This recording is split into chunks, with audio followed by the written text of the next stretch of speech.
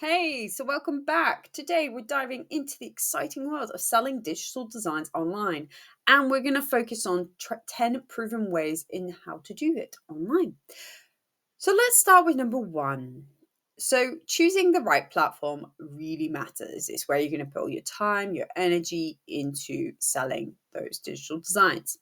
So, Etsy is a good one. It is great for templates, planners, digital printables, that kind of thing.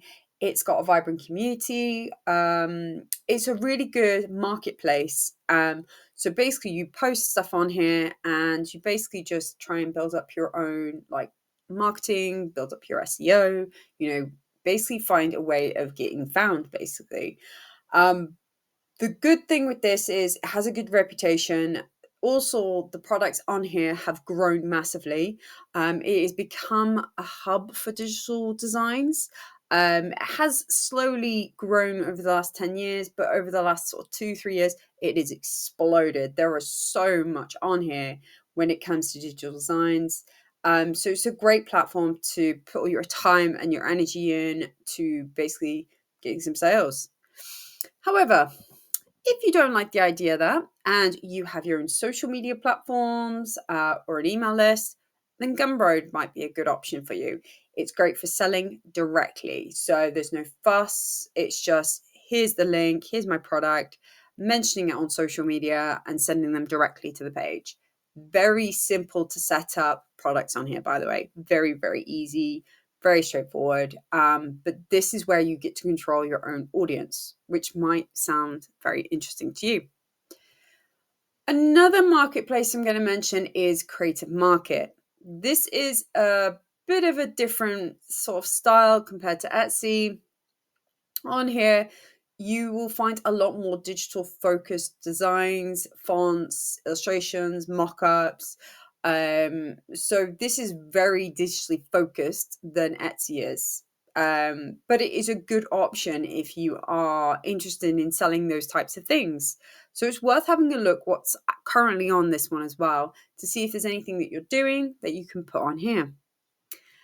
And the last thing is your own website. This is where you get to control full profits, full control, no fees, all of that. It is entirely up to you what you want to do with it. Etsy has a bit of a thing where there are certain restrictions on their website, with certain products you can sell. So you just have to be careful with that kind of platform. Whereas if you think about your website, you can build up your own audiences, you can build up your own traffic to the websites, but you get full control of your audience. And it's a great way to kind of build up an email list as well. Do promotions, that type of thing. You get a lot more control in what happens. So it's worth thinking about what platform is going to suit you. Something like a marketplace, something where you can just sell directly from socials, or having your own website.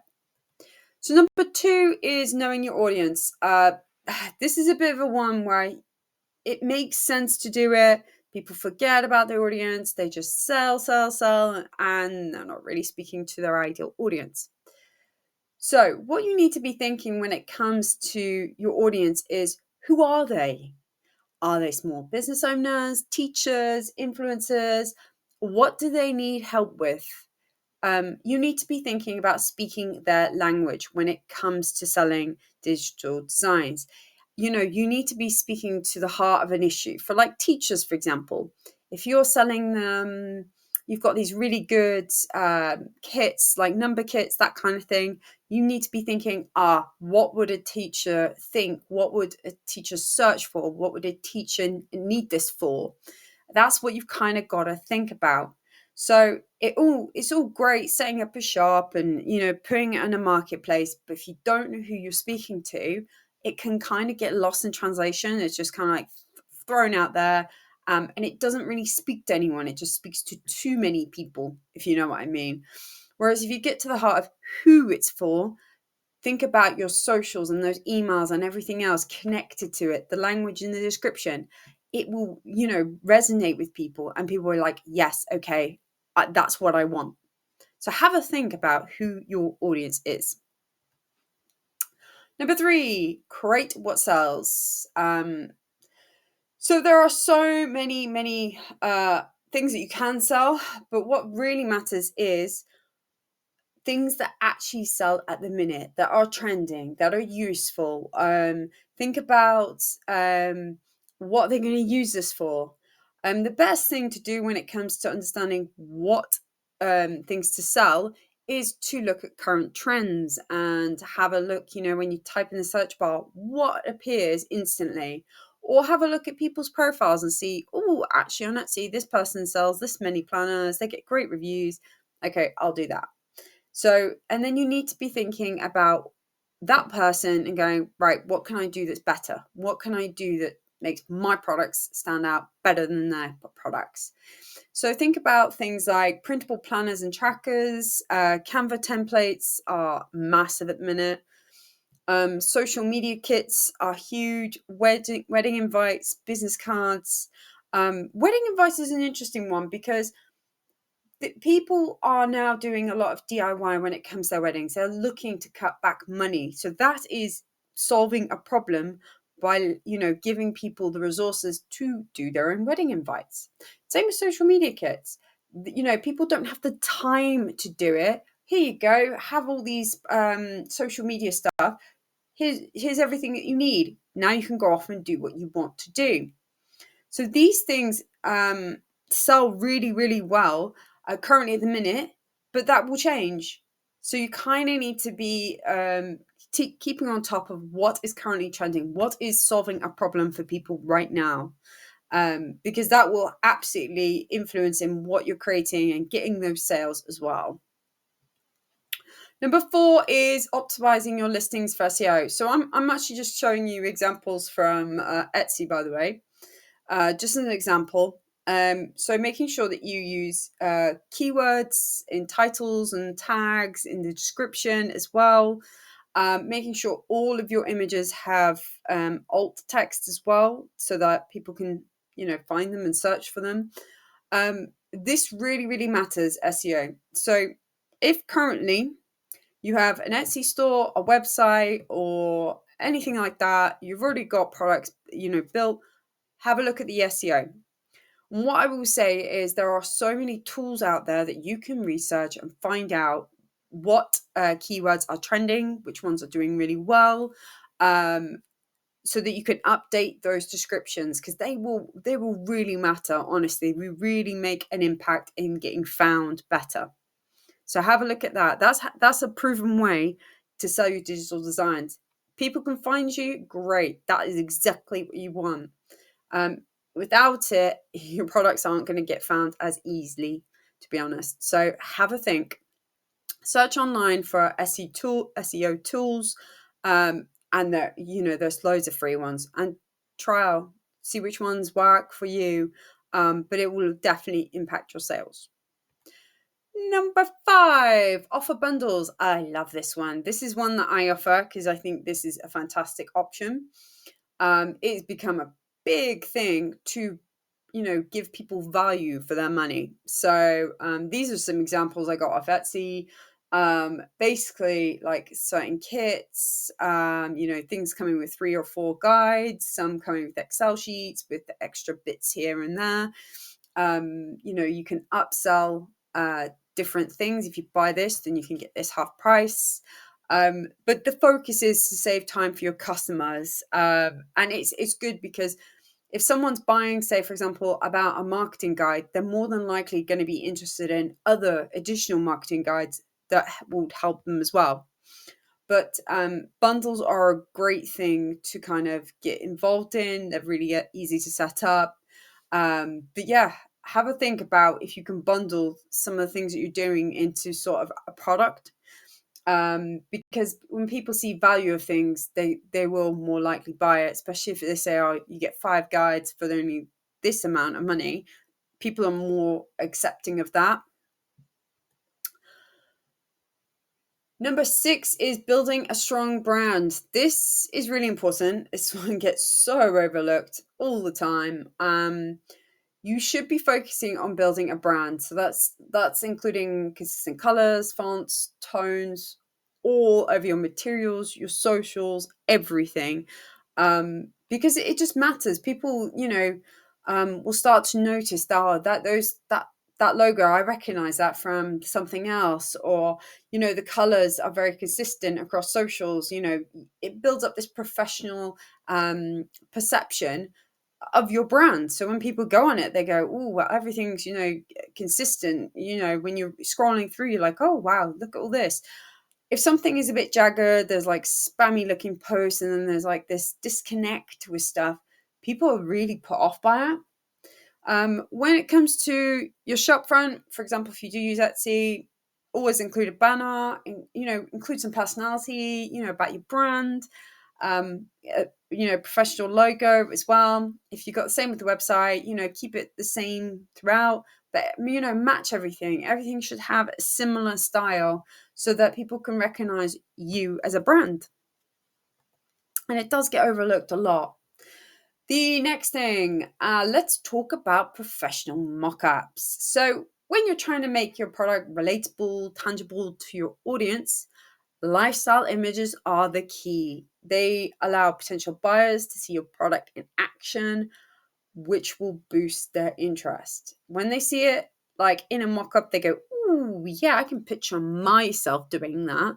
I can picture myself sitting on the sofa, reading a guide, or using this on a computer, and there are so many tools for mock-ups, by the way, so many for every sort of scenario out there. If you go on Canva, you will find these are available. You can literally insert anything into them. There's loads of options. There's actually video mock-ups, which are quite cool as well, of a laptop opening, showing your product. But definitely include mock-ups in everything, showing it in, lifestyle sort of imaging, because it really helps massively. So have a think about that. We're at number 8. Only 2 more to go. So, number 8. So, promote outside the platform. So, please do not just think, I'm going to shove everything on Etsy and I'm going to get loads of sales. Very unlikely. Unless your product is absolutely amazing, fantastic, you know what I mean. Try using other platforms. So, for example, Pinterest, Instagram, and TikTok are great for digital designs because you can, you could showcase things, you could share tips behind the scenes. Pinterest is a high converting traffic source, and on Pinterest, it's a very visual platform. Instagram is the same. TikTok, actually, to be fair, is the same. They're all visually led, and that is a good thing. A good way to actually promote what you do and what you're offering, kind of thing. So think about, if you're going to be using things like Etsy, try and use Pinterest or Instagram. You don't have to use all 3 of these platforms, by the way. You can stick to one. You can stick to 2. It's entirely up to you. How much time, energy you want to put into this. It is hard being everywhere at once. So maybe stick to one that you're really interested in.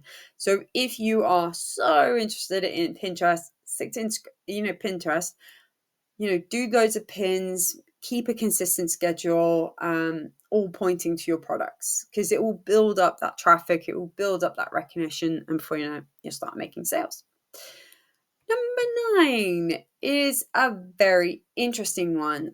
Building an email list. I think this is a fantastic idea. I, think that every person, every business owner, if you're doing digital designs, should be building email lists. They are, booming at the minute.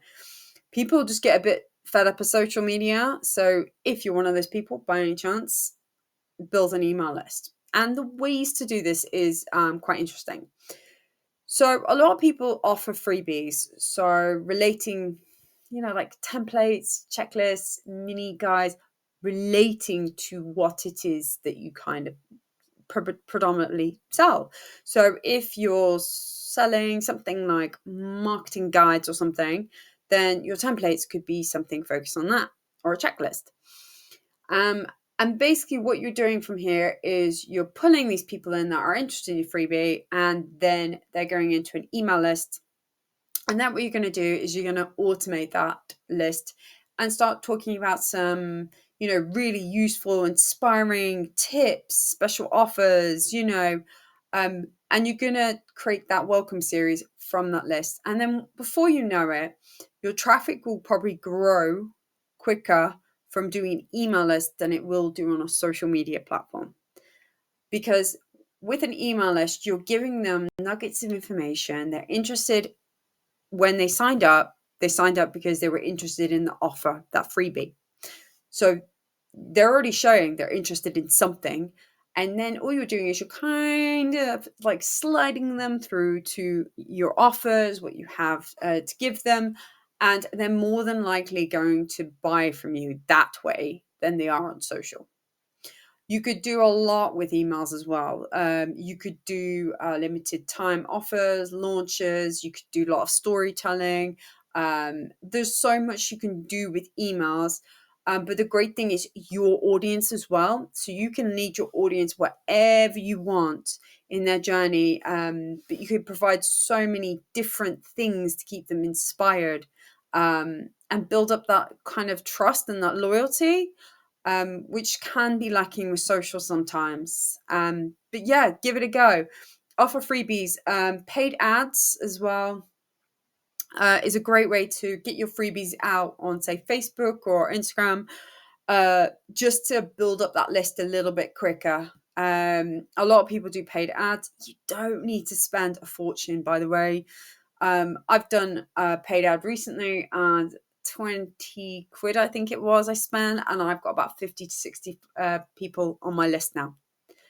So you do not need to spend a lot. Pinterest does ads as well. So yet again, you can, send them through. TikTok does paid ads, so you can send them through. So they all offer paid ads if you want to try them out, if you're not building that email list as quickly as you want it to.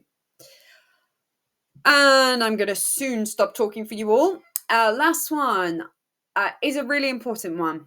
So this is kind of just covering everything off. So keep testing and improving. People often don't do this. They just throw it all out there, and they'll set up a Pinterest account, and they pretty much don't really do much else than that. If something doesn't work, try something else. So some of the tips I'm going to share here are really important to think about. So track the top sellers. So if you're on Etsy, check out who's actually doing similar to you. What are they doing? What are they selling? What are their prices? That kind of thing. If you've got your own website, have a look, research it, use ChatGPT, Google it, however you want to. Look at other people and what they're doing and what they're saying and what they're talking about. Then test, pricing on bundles and discounts. If you're finding that when you discount something down enough that you're getting a lot more sales, then you need to think about changing your pricing. Think about refreshing old photos as well, product photos, throw some more lifestyle photos in there, change them up. If you're not getting sales, there's something to do with maybe your imagery could be a bit off. People aren't really clear what it is. Give it a go. Try new formats. For example, if you're doing one type of product like planners, then try digital planners using things like Notion, for example. Think about different things that you could offer that you're interested in creating in a different way. Look at collecting feedback and reviews. Maybe if you're getting them, fantastic. Have a look at what they're saying. Are they, giving you some criticism and saying, "Oh well, what about this?" Well, that's great. You can learn from it and go, "Thank you for that. I'm looking at making these changes." Look at analyzing your traffic each month and the keywords as well. You can do this on pretty much any platform, I think. If you're using Etsy, Creative Market, even your own website, to be honest.